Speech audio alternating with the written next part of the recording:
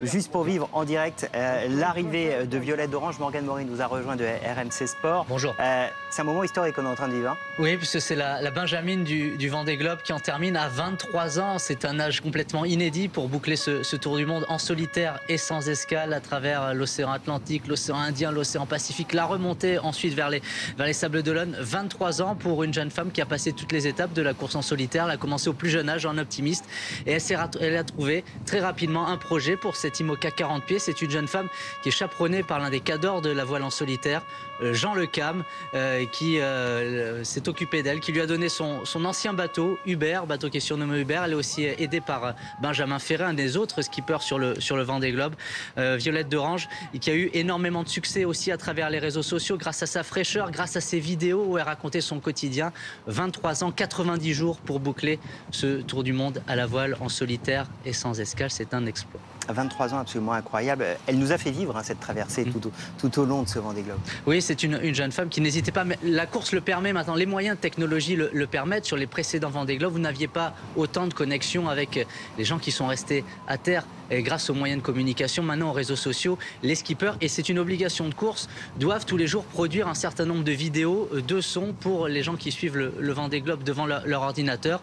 Et Violette d'Orange a abondé de vidéos sur sa page Instagram, sur ses différents comptes de réseaux sociaux.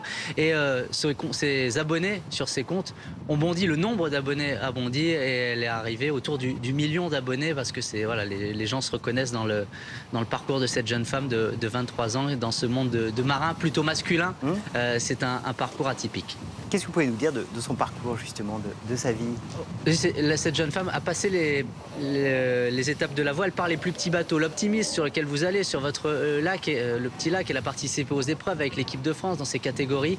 Et assez vite, elle a réussi à trouver le budget pour monter une participation, d'avoir cette IMOCA de 40 pieds sur le Vendée Globe, parce que c'est aussi un défi pour avoir de l'argent. Le Vendée Globe, c'est la course la plus prestigieuse, tous les skippers rêvent d'y participer. Elle a réussi à monter son budget, monter son équipe et à participer aux courses préparatoires pour arriver sur ce Vendée Globe. Et je pense que c'est un des morceaux importants de sa vie, et je l'ai dit, c'est Jean Le Cam qui, avec Benjamin Ferré, l'ont pris sous leur aile pour la monter vers ce projet. Je vous interromps un instant, on est avec Maria Azé, autre journaliste RMC Sport, qui suit cette arrivée assez incroyable. Hein. Oui, arrivée très incroyable ici. Violette d'Orange vient tout juste de passer la ligne d'arrivée. Je ne sais pas si vous voyez son bateau derrière moi. Elle l'a passé il y a quelques minutes et vous voyez, la mer secoue bien ici au sable d'Olonne. Voilà, Violette d'Orange, 23 ans, la Benjamine de la compétition, vient de boucler son tour du monde en 90 jours. Et elle s'apprête à retrouver sa famille et son public, puisque les gens sont venus très nombreux pour admirer Violette d'Orange sur le chenal, lors de la descente du chenal des Sables d'Olonne. Ce sera d'ici quelques minutes. Voilà, Violette d'Orange qui avait les mains sur les yeux, très très émue, en train de saluer tous les bateaux présents pour venir la voir. Voilà, Maria Azé, on suit cette arrivée en direct assez incroyable. 23 ans, c'est ça qui est extrêmement frappant. Oui, c'est extrêmement jeune pour se lancer dans la course en solitaire et sans escale et monter ce projet, parce que les skippers, ce sont de véritables entrepreneurs. Ce sont des champions, des maîtres de la mer, mais aussi des ingénieurs, parce qu'ils sont capables d'aller chercher des réglages hyper fins sur leur bateau, mais aussi des pros du marketing, puisqu'il faut lever des sponsors pour arriver à monter ces projets qui sont extrêmement coûteux. Et Violette d'Orange a réussi à remplir toutes ces facettes, bien aidées, c'est vrai, par Jean Le Cam, par Benjamin Ferré, et qui l'ont aidé sur son bateau à aller chercher les petits réglages, à répondre à toutes ces questions. Et c'est une victoire d'une jeune femme qui a su plaire aussi par les réseaux sociaux. On l'a dit, mais c'est important aussi l'image. On ne se souviendra peut-être pas de son classement. 23e, elle est dans la deuxième moitié du nombre. Il y avait 40 skippers au départ de ce Vendée Globe. On ne se souviendra peut-être pas de son classement, mais de son temps. C'est 90 jours, et parce qu'à 23 ans, elle a réussi quelque chose qui est réservé à l'élite de la voile, avec un vieux bateau, un bateau à dérive, pas un bateau qui a des foils et qui peut aller très vite, comme celui de Charlie Dalin, le vainqueur de cette épreuve. Charlie Dalin qui allait la féliciter il y a quelques heures dans l'avion de la Marine nationale, qui allait survoler le bateau de Violette d'Orange pour la féliciter. Donc c'est un signe de respect, le champion de cette épreuve qui vient féliciter la Benjamine. C'est chic. Maria Azé, c'est une vraie épopée qu'elle a vécue. Oui, c'est une vraie épopée. On la voit derrière nous, elle est en train de faire encore ses petits réglages. Violette d'Orange, sourire aux lèvres, parce qu'elle a retrouvé la civilisation. Ça y est, après 90 jours seule en mer lors d'un tour du monde, c'est assez incroyable pour une jeune femme de son âge, seulement 23 ans, vous l'avez sûrement dit. Mais voilà, c'est une expérience sûrement très très forte et elle nous l'a fait vivre, elle l'a fait vivre à tout le public français sur ses réseaux sociaux. Morgane le disait, on a pu suivre toutes ces petites aventures, de la casse du bateau jusqu'au moment où elle a dû monter au mât pour faire des réparations. Elle était très émue d'ailleurs, elle a dit qu'elle ne referait plus jamais ça de sa vie. Et donc voilà, c'est la fin d'une aventure pour Violette d'Orange qui s'apprête à retrouver la terre ferme et à profiter d'une nouvelle aventure puisqu'il y a sûrement une notoriété qui l'attend ici sur Terre. Ce qui est important, comment ça va se passer? C'est de terminer le Vendée Globe. Être au départ, c'est important, c'est un signe, mais le terminer, c'est très compliqué parce qu'il y a beaucoup de dangers. Elle l'a dit il y a un mois dans le Pacifique. Elle a été obligée de ralentir. L'objectif, c'était de ne pas casser son bateau et de vraiment terminer ce Vendée Globe. Maria, comment ça va se passer là désormais pour elle?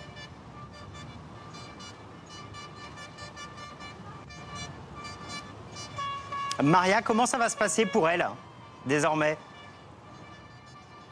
Voilà, alors un petit souci de liaison, mais Morgane va pouvoir nous répondre. Oui, moi je suis frappé du nombre de bateaux suiveurs. C'est le signe que c'est une personnalité, qu'elle a gagné son Vendée Globe, qu'elle a conquis le cœur. Beaucoup de zodiaques, de semi-rigides, de vedettes à passagers qui sont autour. Il y aura énormément de personnes dans le chenal des Sables d'Olonne. On a vu les messages passer sur les réseaux sociaux. Violette d'Orange arrive, allez-y. Donc elle doit attendre la marée. Dans quelques minutes, ce sera bon, un peu après-midi pour elle pour remonter le chenal des Sables d'Olonne. Là, il y a son équipe qui monte à bord pour la féliciter, pour un peu la délester des dernières manœuvres, qu'elle se repose, avec certainement un bon repas pour elle, pour qu'elle puisse reprendre des forces. Il y a aussi le symbole d'une arrivée collective, d'équipe, parce que c'est un travail d'équipe. Hein. Elle a fait les 90 jours seule, mais quel travail d'équipe avant? Alors, elle n'a pas le droit d'être aidée, il n'y a pas d'assistance lorsqu'elle est sur son bateau, mais toute la préparation, la construction de ce projet, c'est un travail d'équipe. Là, elle va pouvoir en profiter, l'équipe va effectuer les dernières manœuvres, et elle va se mettre aux manettes pour remonter le chenal, et elle pourra,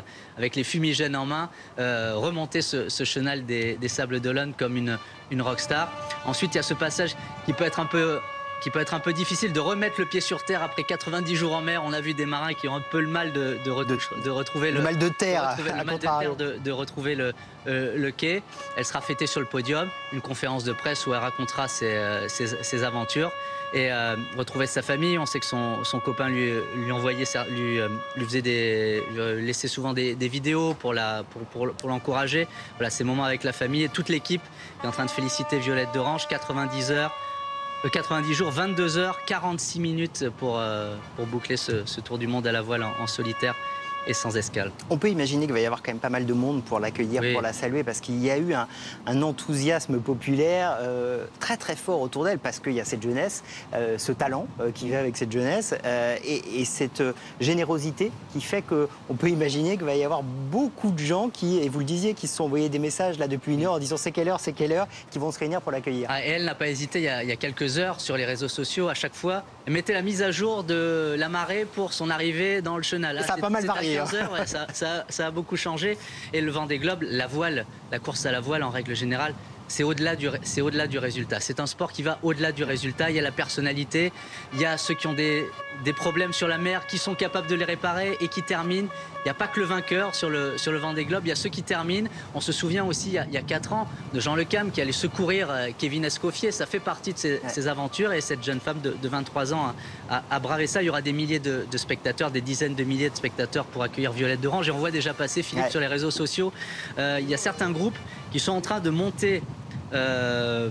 faire monter la sauce pour que le dernier du Vendée Globe, peut-être le chinois, dans quelques jours, soit accueilli par plus de monde que le vainqueur, Charlie Dalin, il y a 25 jours. Alors c'est ça la fête du Vendée Globe. Vous voyez, il y a 30 bateaux suiveurs qui sont autour du monocoque de l'IMOCA de Violette d'Orange pour cette arrivée qui sera festive. Et elle arrive un dimanche, et c'est parfait pour les locaux, pour les fans de voile, pour aller accueillir Violette d'Orange dans le port des Sables d'Olonne. Malgré la grisaille, l'humidité, il y aura du monde pour accueillir Violette d'Orange, la Benjamine de ce Vendée Globe, qui aura donc mis 90 jours, 22 heures, 37 minutes, 9 secondes. C'est écrit sous mes yeux, c'est vrai, c'est facile à retenir. C'est une aventure humaine absolument incroyable.